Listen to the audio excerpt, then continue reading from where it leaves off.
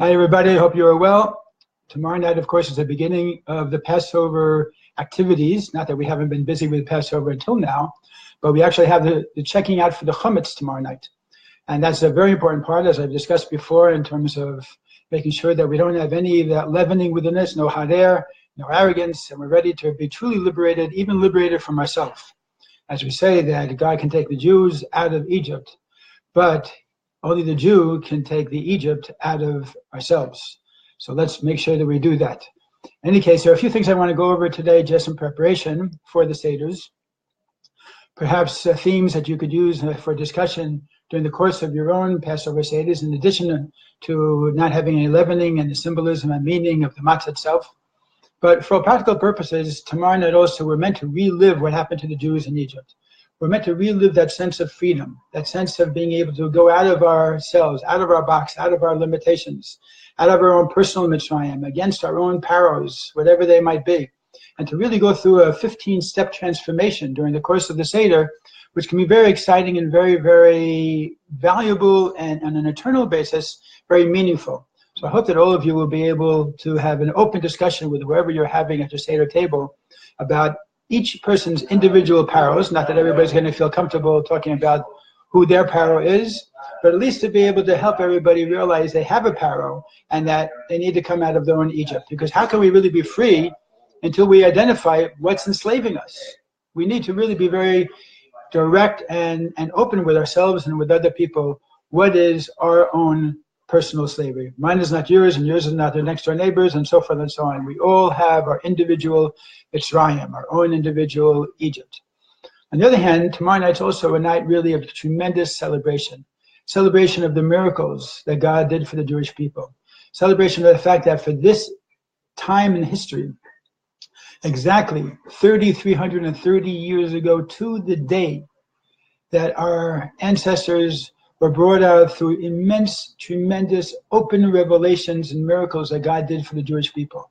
An exception in world and human history, where God really opened himself up, really made himself very visible for all to see, whether it be the 10 Makkos and the plagues beforehand, whether it be the splitting of the Red Sea that came after the actual Exodus, whether it be the revelation God had on Mount Sinai, when he gave us the Torah and revealed himself to his people, whether it be the 40 years hence when God gave us the manna. These are unbelievable miracles, things that we need to truly appreciate and realize the greatness of our people and what we merited to. And it's really amazing when you think about it, how we are celebrating now 3,330 years ago an event which took place back then. Such power to that event, such momentum, such an eternal type of strength that it has to it, that we could be sitting around the table celebrating what our great-great-great-great-great-grandparents experienced. And we know the names of the people who were there. We know who was married to who. We know who went up on the mountain. We know so much. Who else knows where their ancestors were 3,330 years ago? In that sense, our Torah is really like a family album because it really relates to us, what our ancestors went through. And anybody who tries to deny that this event and the miracles actually happened is really denying reality, because think about it. A whole generation at one point in history would have had to all conspire together to lie to their children and tell all their children the exact same Baba Maisa, the exact same made-up story, to be able to help them believe something that in their minds perhaps never happened. The chances of that are close to absolutely nil. We have a Masorah, we have a tradition handed down from generation to generation, from father to child, from mother to child, explaining exactly what happened. There was no Baba Mises here. It actually happened, and the miracles actually happened as well. And one more point I wanted to make for you, which is that I've often got the question from sometimes totally secular, non-religious people, totally religious Orthodox people. Because why do we have 2 days of Yom Tov? Why do we have to keep a second Seder? And I want to tell you a couple of reasons why it's important. First of all, in general, in our society, things are very superficial. Very often we just do there, been there, done that. We did that Seder, we got it, we're past that point. But to go deep into something, to actually dive into it, and try to find its true inner meaning is something we don't always do. The second Seder, besides the fact that it doesn't have to end by about 12:30, 1 o'clock, by Chatzos, halfway through the night, when we eat the Afikomen on the first Seder, but besides that, it gives us an opportunity to go on much past 1 o'clock, to be able to really explore the meaning of the Seder, to be able to really internalize it in a very different way than the first night. First night is already after a long day of running around and preparing and cooking and everything else, and perhaps we're not as up to it in terms of our mind not being geared for going into it deeply and making it personally relevant. Second Seder, we've already had a full Shabbos. We've rested, we're ready, we're calm, we have the mindset to really be able to talk about things. We have time to read up during Shabbos and be able to prepare some thoughts of our own to share with our fellow guests at the table or the host or whoever it might be. And so the second night is very important. On a Kabbalistic level, I want to share with you something also.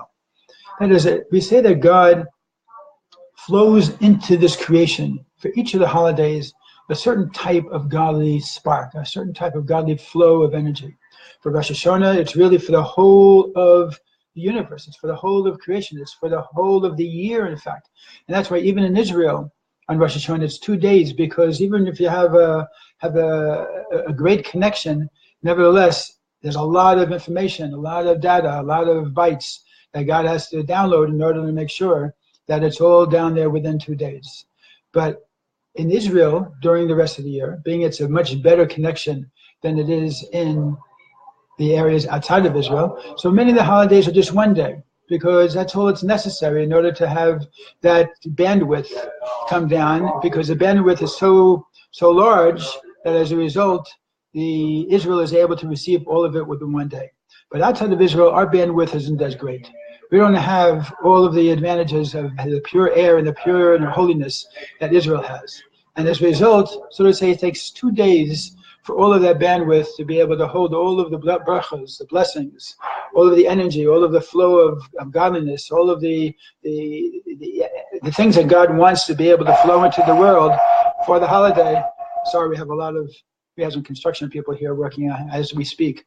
But in any case, there's a lot of things going on that God wants to flow into this world. So the symbol of the reason, the meaning of freedom, to be a free people, this is something God's flowing into the world starting Friday night through Sunday night. So that second Seder really is part and parcel of the Passover experience, of really being a recipient of all of those blessings, of all of that flow of energy that God is flowing into the world for Passover. And it's meant to last not just for the holiday of Passover, but really to experience freedom and to be able to overcome any slavery and to be able to fight our powers throughout the 365 days of the year until next Passover, when of course God will again flow that energy into the world. So I hope that you have a healthy Passover, a happy Passover, meaningful Passover, a free Passover where you're truly able to experience Zman Cheruseinu, the time of our freedom, and be able to celebrate with your family in a way that you never celebrated Passover before, truly experiencing the meaning of the Haggadah, truly giving over to your children the pride of being Jewish, truly being able to feel the connection of your Jewish soul to your Jewish people who have been doing this for 330 years. And once you experience that, I'm sure you'll be well prepared to celebrate your Judaism all year long. Take care. If I have some time, I'll try tomorrow or Friday to be able to share some more. But in the meantime, thinking that there's a possibility I won't be seeing you until after Passover, then I just want to wish you all the best and have a healthy, happy Passover. Take care.